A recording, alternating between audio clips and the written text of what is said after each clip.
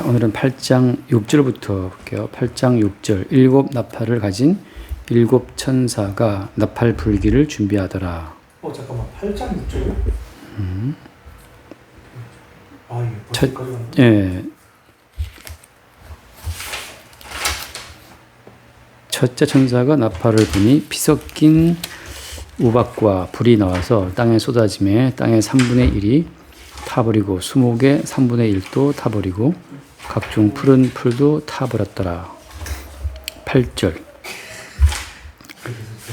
둘째 천사가 나팔을 부니 불붙는 큰 성과 같은 것이 바다에 던져지매 바다의 3분의 1이 피가 되고 바다 가운데 생명 가진 피조물들의 3분의 1이 죽고 배들의 3분의 1이 깨지더라.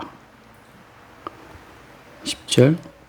셋째 천사가 나팔을 부니 횃불같이 타는 큰 별이 하늘에서 떨어져 강들의 3분의 1과 여러 물샘에 떨어지니 이 별 이름은 쑥이라 쓴 쑥이라 물의 3분의 1이 쓴 쑥이 되매 그 물이 쓴 물이 되므로 많은 사람이 죽더라.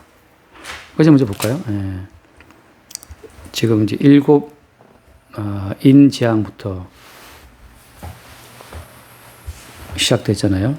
일곱 인을 이렇게 뗄 때마다 사건이 벌어지는데, 아무튼 일곱 인을 뗄 때마다 벌어지는 그 심판이라고 하는 것은 성도와 또 불신자가 같이 받는 거라고 했잖아요. 같이 받고 여섯 번째 인을 뗐을 때, 그럴 때 그 이스라엘 백성 저기 12지파의 인치는 작업이 시작되죠. 여섯째 인을 떼고 나서 14만 4천이 나온단 말이죠. 그 14만 4천에게 인치는 작업이 딱 이제 끝나니까 어때요? 그 인침받은 백성들, 흰 옷을 어린 양의 피에 옷을 씻어 희게 된 그들이 이제 구별되어 나오니까 어떻게 돼요? 이제 그때부터 이제 그 구별된 그 이후부터 이제 일곱째 인이 딱 떼지면서 일곱 나팔 재앙이 시작되는 거예요. 그래서 전에 말했던 것처럼 마찬가지인데, 그러니까 일곱째 인 재앙까지는 일곱째 인 가운데서 여섯 번째 인 뗄 때 그때까지는 어때요? 그때까지는 모두가 다 받는 심판의 고통이에요. 이스라엘 백성들과 애굽인이 함께 체험했었던 그 10번의 재앙 가운데 그거 기억나죠? 그런 것처럼 넷째 재앙부터는 이제 이스라엘 백성들과 애굽 사람이 이제 구별됨으로 말미암아서 이스라엘 사는 고센 땅에는 하나님의 심판이 내리지 않았던 것처럼 지금 일곱째 인 재앙까지는 함께 겪는 거죠. 근데 이제 여섯째 인을 떼고 나서 어린 양의 피에 씻어진 자들이 구별되고 그들 위에 하나님의 장막이 쳐지면서 그들은 이제 보호받잖아요.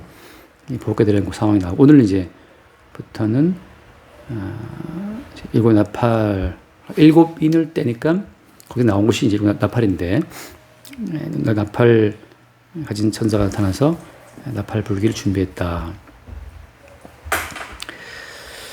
자, 그래서 이게 일곱 인, 일곱 나팔, 일곱 대접을 가는데, 그래서 일곱이라는 그 의미는 뭐라고 했어요? 일곱이라고 하는 그 의미는,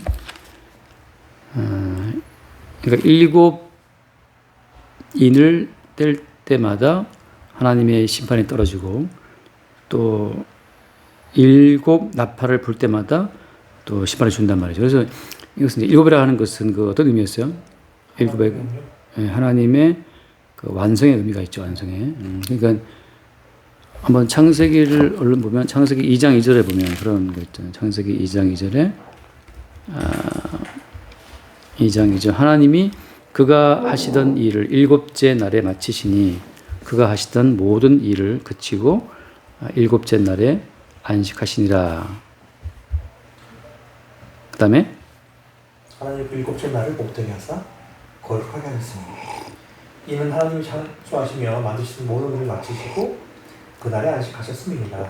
그러니까 일곱째 날에 마쳤다 하시던 모든 일을 마쳤기 때문에 어때요? 안식하셨다. 그리고 보우셨다는 거. 그러니까 일곱이라는 그 숫자 자체는 하나님의 완성을 보여주는 건데, 다시 말해서 이제 완성이라고 하는 그 측면에서, 완성이라는 그 차원에서 모든 미완의 세계를 때려 부수는 거죠. 철거하시는 작업이에요. 이 완성됐기 때문에 그 완성의 세계를 거부하는 이 땅의 모든 미완의 세계를 공격해서 이제 그 철거하는 과정이라고 하는 거죠. 그래서 창세기에 나와 있는 다 이뤘다 말씀하시는 이거, 하나님이 일곱째 날에 마쳤다. 이제 finished, 하나님이 끝냈다는 건데, 이 하나님이 끝냈던 창조의 이 모든 작업이 신앙에 들어와서 예수님에 의해서 어때요? 예수님에서 또 완성된단 말이죠. 한 번 더 요한복음 말씀, 요한복음 19장 말씀을 볼게요. 요한복음 19장 거기 30절 말씀 볼까요? 30절. 예수께서 신포도주를 받으신 후에 이르시되 다 이뤘다 하시고 머리를 숙이니 영원히 떠나가시니. 네, 다 이루었기 때문에 예수님이 죽으신 거란 말이죠. 그러니까 죽음으로 말미암아서 예수님이 하신 모든 일이 완결됐어요.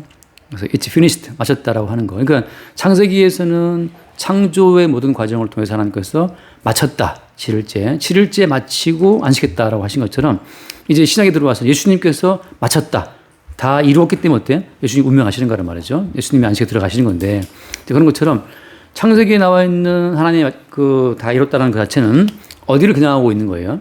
뭐가 다 이뤘다는 거야? 다시 말해서 하나님께서 7일 만에 창조를 마쳤다 그랬으면, 그래서 복되게 하셨다, 그 다음에 안식했다고 말씀하셨는데, 하나님이 7일째 다 이루었고 완수해 보기에 심히 좋고 다 됐는데 어떻게 됐어요? 그 다음 장에 들어오게 되면 아담과 하와 선악과를 먹어버린단 말이죠.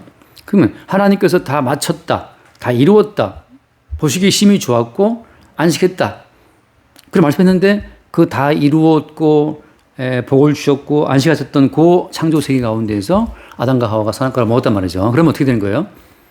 하나님의 그 이루었다라는 그 이루심 속에 아담과 하와가 선악과를 먹은 사건도 포함이 돼야 안 돼요?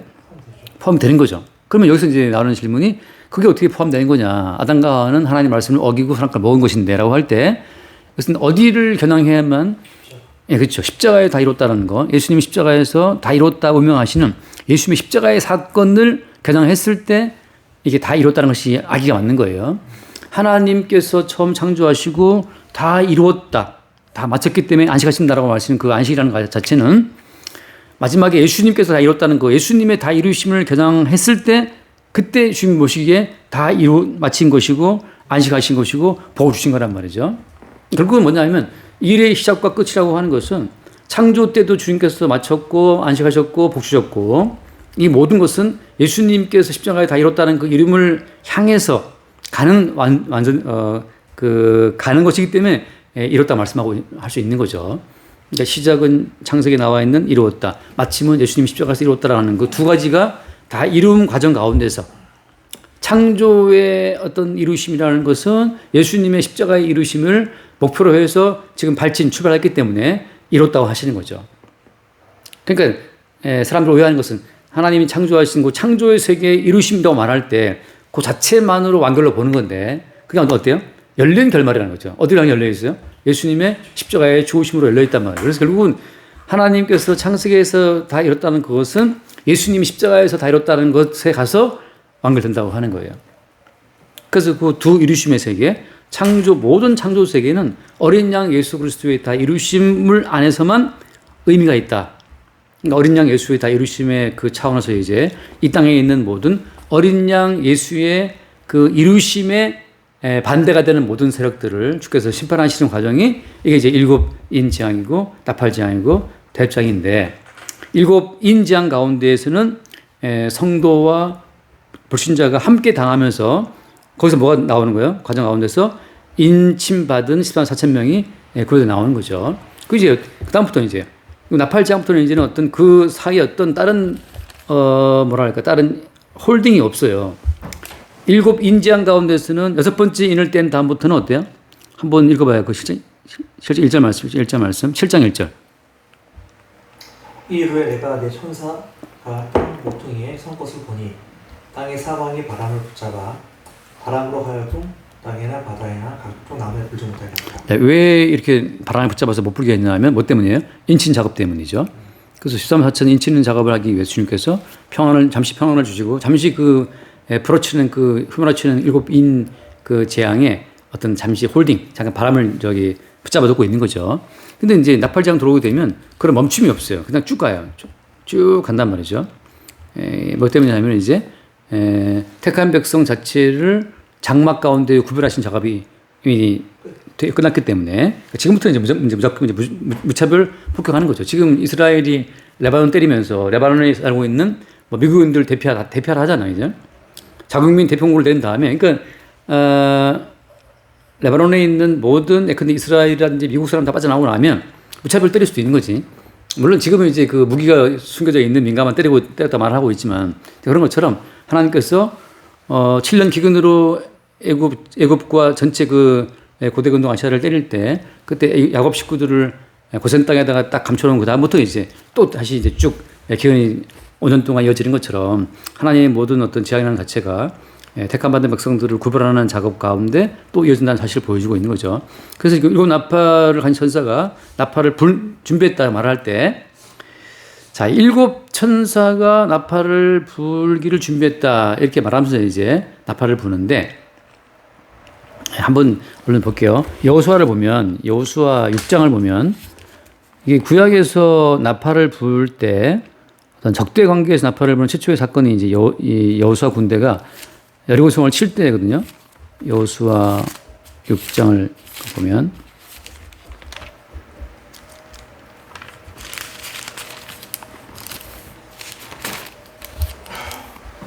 예를 들어서 여호수아 6장 8절을 볼까요? 8절.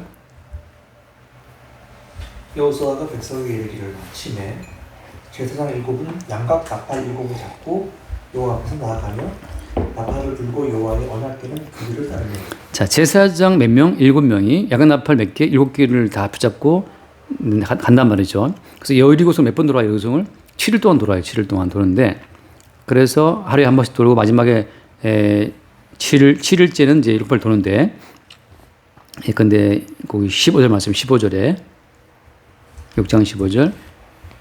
일곱째 날 새벽에 그들이 일찍 일어나서 전과 같은 방식으로 구성을 7번 돌니 구성을 7번 돌리는 그날뿐이었다. 네, 그러니까 7 나팔, 7 제사장 7번 돈다는 것은 다 무슨 의미가 있는 거예요? 이게 이제 하나님의 다 이루심, 하나님의 이루심, 그다음에 그 하나님의 이루심은 예수님의 이루심으로 연결되고 있는 건데, 예수 그리스도의 이루심을 부정하는 모든 세력에 대한 심판을 지금 두고 있는 거예요. 그러니까 세상을 향한 심판의 근거는 뭐냐? 어린 양 예수께서 다 이뤘다는 거, 어린 양 예수의 이루심을 거부하기 때문에 어때요? 심판하는 거예요. 자, 그럼 똑같은 원리로 지금 여리고성 가운데에서 6번째 인을 뗀 다음에 인침받은 자들을 주님이 구별하시는데, 그런 것처럼 여리고성 가운데서 인침받고 빼내심을 입은 자가 누구예요? 여리고성에서는 기생 라합이 이미 벌써 인침받은 작업을 통해서 창문에 붉은 줄 달아 내려놔서 언약 가운데서 지금 이제 구별됐단 말이잖아요. 그러니까 나팔 재앙이 여리고성을 들이치기 전에 이미 어때? 이미 여리고성에 있는 기생 라합은 인침받은 자로 구별되었고 창에 붉은 줄 달아 메어서 나팔 재앙 때 이미 다치지 않도록 다 주께서 다 이미 조치를 한 다음이란 말이죠. 그런 것처럼 여리고성을 심판하는 근거는 뭐냐? 하나님과 어린 양 예수 그리스도의 다 이루심을 거부하는 땅이기 때문에 심판한다는 사실을 지금 미리 보여주고 있는 거예요. 그래서 여기서는 여리고성에 대한 이 나팔 재앙이 나와 있는 거. 또 하나 말씀 볼게요. 출애굽기 말씀을 보면은 출애굽기 19장 말씀에 출애굽기 19장 말씀에 거기도 나팔이 나오는데, 예를 들어서 16절 말씀 볼까요? 16절? 네, 16절 말씀 봅시다. 19장 16절.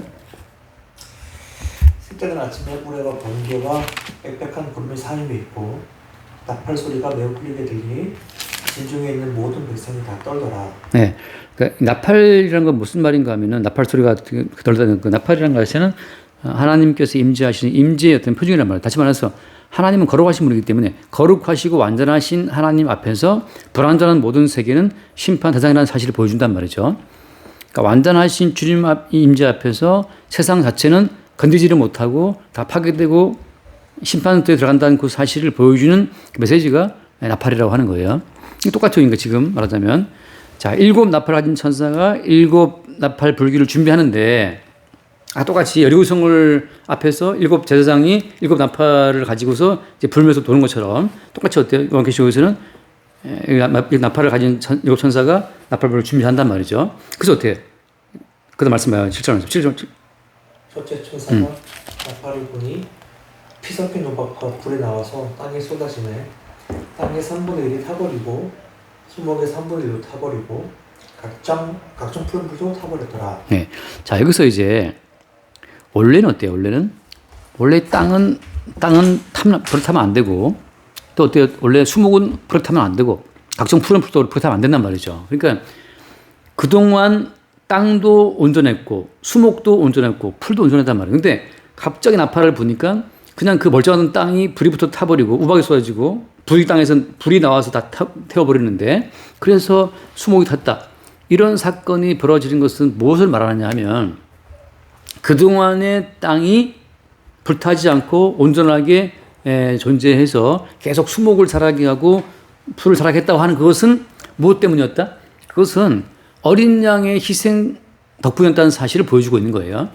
완전하신 어린 양의 희생에 근거해서 이 모든 심판받아 마땅한 땅이 존재해 왔었는데 이제 어린 양의 그 모든 보호 장막이 걷어지니까 이제는 제대로 된 하나님의 심판이 그대로 시행된다는 사실을 보여주고 있는 거예요. 자, 원래 어때? 원래 잠깐 이거 창세기를 잠깐 보면 본래 3장, 3장 창세기 3장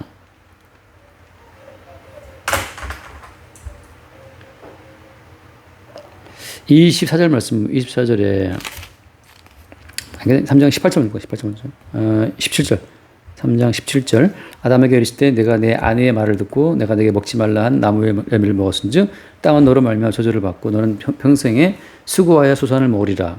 18절 말씀 봐요. 땅이 내게 가시덤불과 엉겅퀴를 낼 것이라. 내가 먹을 것은 밭의 채소인즉. 네, 결국은 가시덤불과 엉겅퀴로 덮여 있는 그 저주받은 그 땅의 자체를 지금 말씀하고 있는 건데 그리고 어떻게 되냐? 그리고 24절 말씀 볼까요? 24절에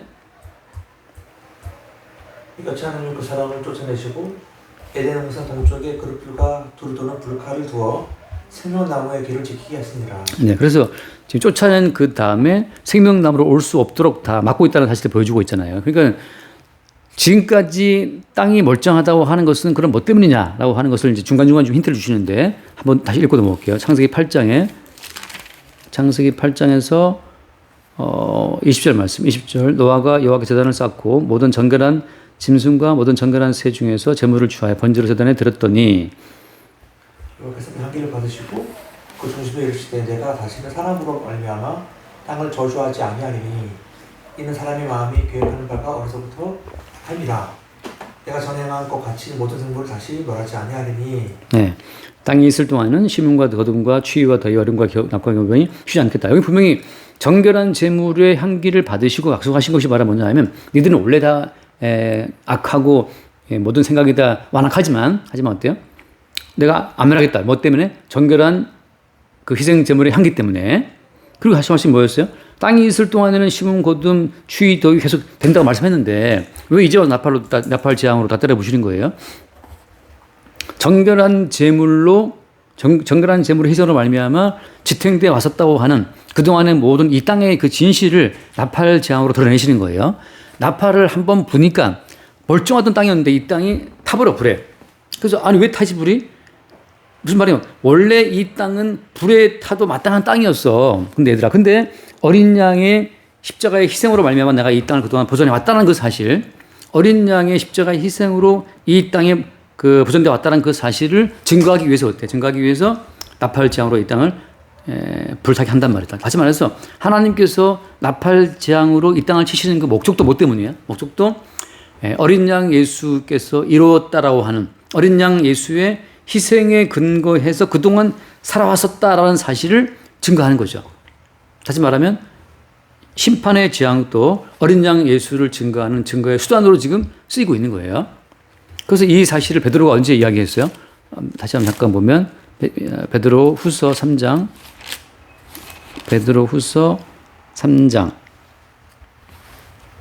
5절 말씀도 보면 5절 먼저 볼게요. 하늘이 예적부터 있는 것과 땅이 물에서 나와 물로 성립된 것도 하나님의 말씀으로 된 것을 그들이 일부러 잊으려 함이로다.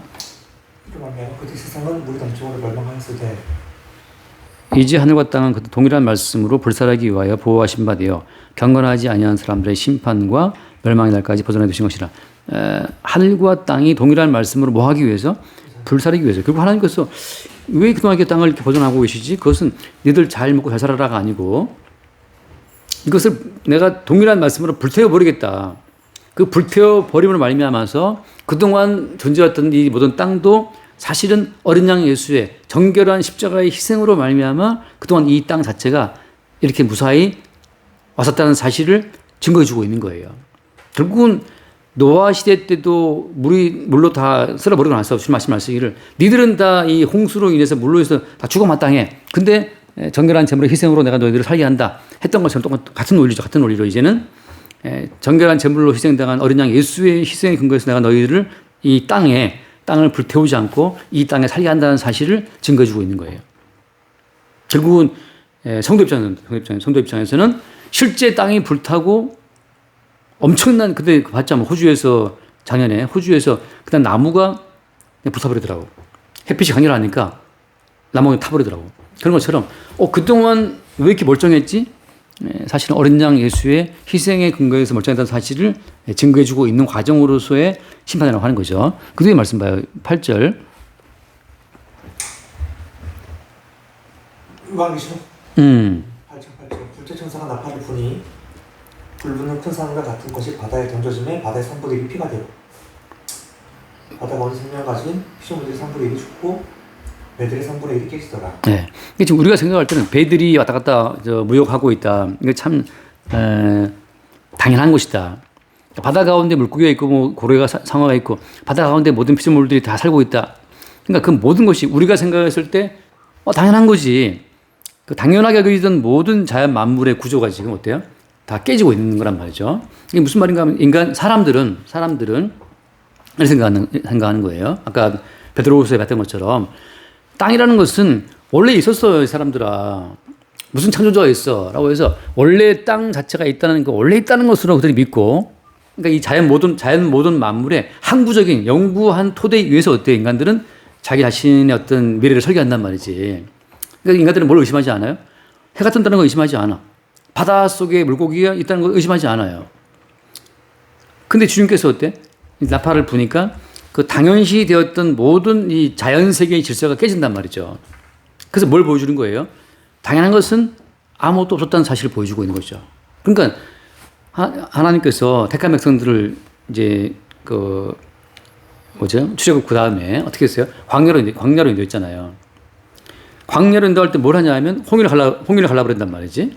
그러니까 바다는 원래 갈라지지 않는 거야. 이것도 하나의 인간의 선입관인데 주님이 바다를 갈라버리고 이스라엘 건너게 한 다음에 애굽들을 다 물에 빠뜨려 죽인단 말이에요. 그다음에 들어갔어요. 광야 왔는데 광야로 가보니까 어때요? 광야로 가보니까 애초에 당연한 것은 아무것도 없다는 사실을 알게 되는 거지. 그러니까 우리가 알고 있는 자연 만물의 그 영원한 어떤 경고성 자체가 다 깨진다는 것을 보여주고 있는 거죠. 이제 이게 왜 필요하냐 하면 사람들은 자연 만물의 안정성은 일단 딱 전제해 놓고 나서 그리고 이제 뭘 생각하는 거야, 인간들이. 그때부터 이제 먹고 사는 문제, 뭐 자동차를 만드는 문제, 인공위성을 쏘는 문제부터 뭐 다양한 문제를 다 생각한단 말이죠.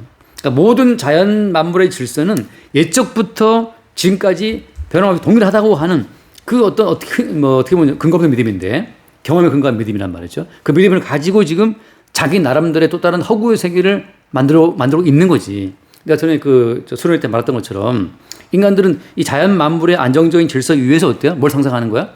미키 마우스를 만들든지 슈퍼맨을 만들든지 배트맨 만들든지 아쿠아맨 다 만들어낸단 말이죠. 그래서 로마 신화처럼.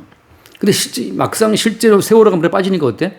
건질 수 있는 어떤 그 상상의 그 파워맨들이 아무도 없네.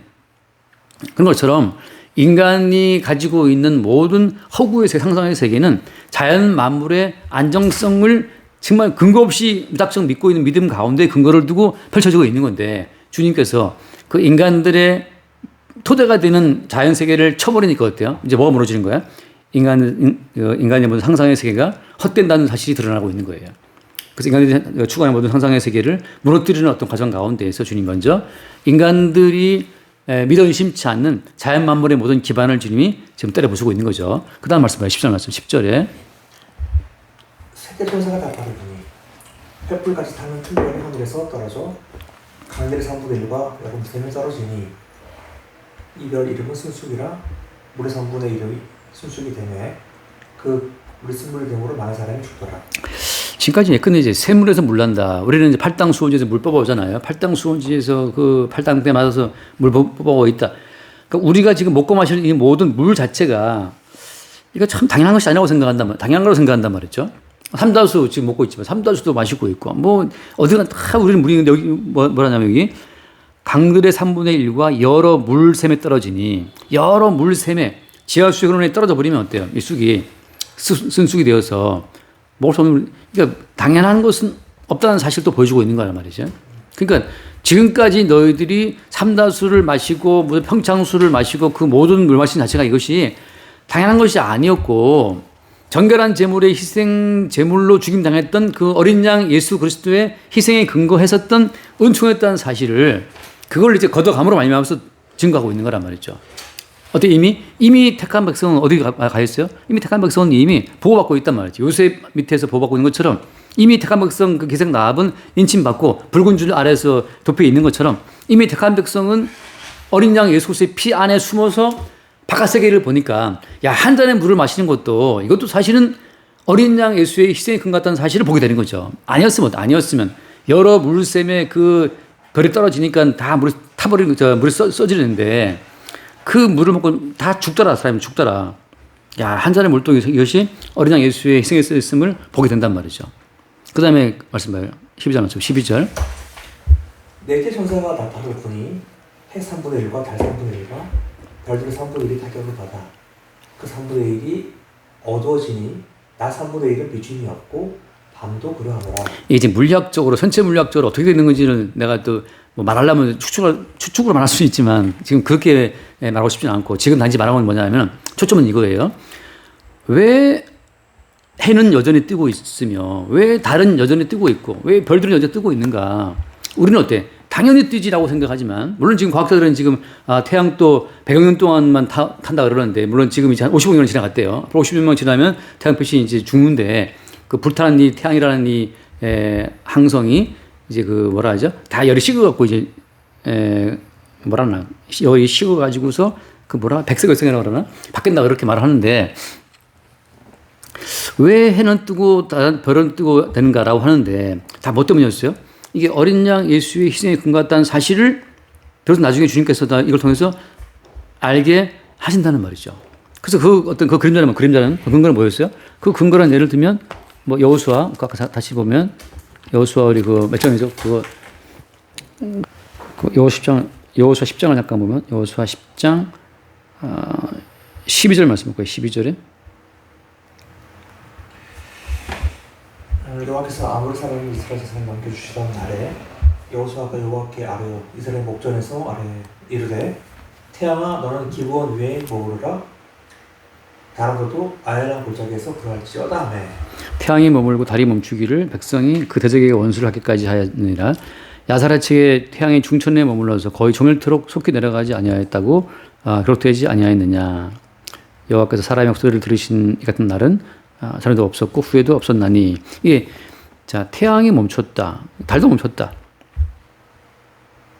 그래서 이제 옛날에 어떤 사람들은 태양과 달이 동시에 멈춰 있다고 하늘을 위해서 말 되냐 그러는데 그때 이스라엘 왔을 때 보니까 정말 낮달이 여기 갔었거든요. 여기 근처에 낮달이 엄청 크게 떠 있더라고요. 그러니까 태양은 이쪽에 떠 있고 이쪽은 낮달이 보이고. 그러니까 진짜 동시에 하늘에 태양과 달이 동시에 보이면서 내가 이 말씀의 진실성을 한 번 더 확인했어요. 야, 이렇게 낮달이 크게 떠 있구나. 가끔도 내가 요즘에 지나다 보면 낮달이 정말 크게 떠 때가 있거든.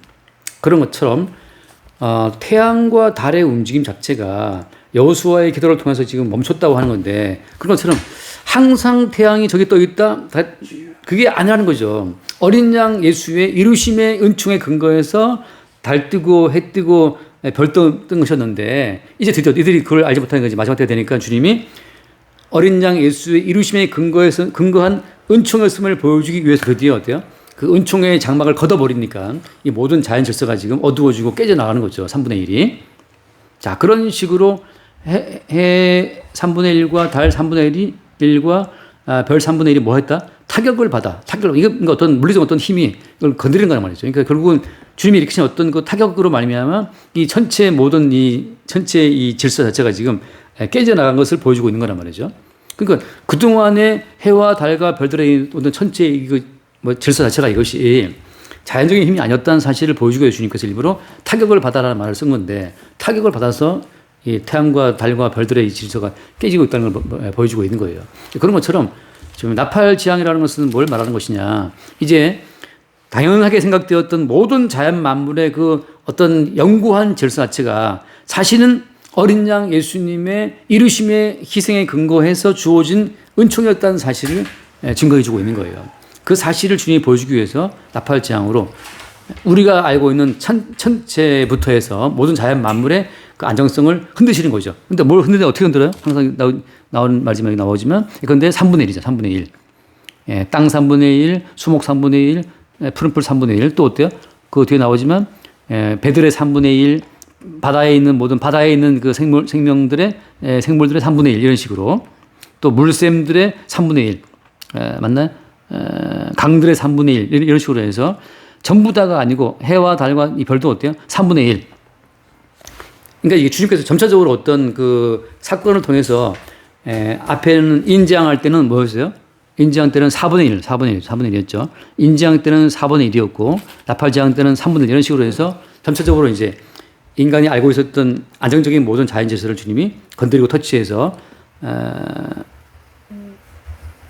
아마 점점 기근과 전쟁과 전염병의 어떤 소식들은 점점 더 빈도가 많아질 것 같아요. 점점 주께서 이렇게 쳐나가시는 과정 가운데에서 그런데 이미 인침받은 성도는 정확히 또 뭘 보는 거예요? 그동안의 모든 만물 자체가 이것이 어린 양 예수의 희생의 은총으로 주어진다는 것을 알면서 더욱더 주님을 향한 은혜의 고백과 찬송은 더욱더 깊어지는 거죠. 그러니까 심판이 깊어질수록 반대로 어때요? 은혜 입은 백성들의 은혜에 대한 고백도 깊어지기 때문에 그 찬송이 완전해지는 거예요. 그래서 이제 여리고성을 때려부술 때 이스라엘 백성들의 찬송과 그 어떤 전쟁이라는 것 자체가 완전한 경배가 돼요. 그것만 읽고 마칠게요. 보지 않겠고요. 이스라엘 여리고성을 점령할 때 그때 여호수아 군대가 뭘 했지? 여호수아 군대는 뭘 했냐 하면 그냥 나팔을 불고 어때요? 네? 나팔을 불고 돌면서 뭐 했어요? 네, 나팔을 불고 행진했다. 그 다음에 이제 그 부분 나오지만 거기 한번 얼른 볼게요. 6장 보면은 6장의 10절 6장 10절 여호수아가 백성이 명령하되 너희는 외치지 말며 너희 음성을 들리게 하지 말며 너희 입에서 아무 말도 내지 말라 그리하다가 내가 너희에게 명령하여 외치라 하는 날을 외치시니라. 네, 그러니까 여기서 지금 너희의 음성을 내지 말라. 말하지 말라. 다시 말해서 너희 입에서 아무런 말도 내지 말라. 다시 말하면 이것은 사적인 모든 말을 다 배제하는 거거든요. 그러니까 왜 이걸 해야 되느냐, 왜 돌아야 되느냐, 어떻게 이걸 이길 수 있을 것인가, 이게 무슨 일인가부터 해서 사적인 모든 말을 입에서 내지 말아라. 단지 어때요? 7 나팔, 7 제사장, 7바퀴 돌면서 다 모든 것을 이루신 어린 양의 은총 가운데 이 땅이라는 자체는 심판 대상이라는 사실만을 선포하고 선고하는 거예요. 그 다음에 마지막에 뭐였어요? 너희들이 뭐하라? 다만 성을 다 돈 다음에 뭐하라? 외치는 날에 외쳐라. 그래서 마지막 날에 외치는 그 외침 가운데서 뭐가 들어있는 거냐 하면은 뭘 외치는 거예요? 자, 한번 다시 돌아와서 읽고 마칩시다. 요한계시록 8장 자 13절 말씀 13절 내가 또 보고 들으니 공중에 날아가는 그 소리가 독소리가 큰 소리로 이르되 땅에 사는 자들에게 화가 있으리니 이는 새 천사들이 불어야 할 나팔 소리가 남아 있으리로다 하더라. 이제 다음 주에 보겠지만 전사가 지금까지는 이제 네 자가 다 풀었잖아요. 그죠? 앞에 남은 건 이제 5, 6자 남아있는데, 자, 이 돌면서 무슨 말 하냐. 결국은 외치라는 말은 뭐냐면, 어린 양 예수님의 이루심에 근거해서 어린 양 예수의 이루심에 불신, 반발하는 모든 세력에 대해서는 심판이 있다는 그 사실을 심판의 당위성을 외치는 것 뿐이에요. 이게 이렇게 이런 말이지. 바꿔 말하면. 자, 강도가 둘이 있었는데 한 강도는 뭐라고 말하고 마지막에 죽었어요? 이렇게 우리가 말하는 것은 어떻다? 마땅하다. 그 마땅함. 어린 양 예수님의 이루심 앞에서 모든 세상은 그 심판받아 마땅함을 말하는 것 뿐이다 말이죠. 너희 입에서 말하지 마. 왜 인간의 모든 말은 뭐 어때요? 인간의 모든 말은 살기 위한 말이고 자기 영광을 위한 말이고 변명의 말이고 불평의 말이란 말이죠. 인간의 모든 말은 자기 변명, 자기 불평, 불만, 원망 그 말이 인간의 모든 전부 다 말이에요. 근데 강도가 했던 말은 뭐냐면 이렇게 말하는 것이 마땅하다. 그러니까 심판의 당위성을 말하는 그 말 외에는 여리고성은 모든 백성이 죽어 마땅하다고 하는 거. 독수리가 말한 것처럼 화가 있다는 말처럼 이 땅은 뭐가 있다? 화가 있다. 왜 화가 있는 거예요? 어린 양 예수님을 죽인 땅이기 때문에 어린 양 예수로 죽인 땅이기 때문에 이 모든 땅은 하나님의 진노의 심판 가운데 화를 받아 마땅하다는 사실만을 말할 뿐이죠. 그러니까 성도 입장에서는 세상을 향해서 뭐 복이 있으라 그 말이 아니라 이 모든 세상은 하나님의 진노의 심판을 받아 마땅합니다. 강도가 말하기를 나는 하나님 보시기에 죽어 마땅하다. 마찬가지로 어때요? 이 세상 전체는 죽어 마땅하다는 사실을 외치고 말할 뿐이라고 하는 거죠. 그 말을 듣고 누가 돌이켰어? 여리고성은 망해야 마땅해 이렇게 말할 때 그 말을 듣고 누가 돌이켰어요? 아멘 했어요? 기생 라합이 아멘 맞네 그 말이 하고 기생 라합이 돌이킴으로 알면서 인침받게 되죠. 그런 것처럼 천사가 하는 말, 독수리가 하는 말, 택한 받은 백성이 하는 말 그 모든 말은 너와 이 모든 땅은 진노의 심판을 받아 마땅하다 하는 그 말을 듣고 기생 라합처럼 아멘 받은 사람들은 영생 구원을 얻는 것이고 왜 우리가 죽어 마땅해 라고 반발하는 자들 입장에서는 어린 양 예수의 이름으로 시행되는 심판을 받아서 영원한 벌에 들어간다는 것을 보여주고 있는 거죠. 여기까지 합시다.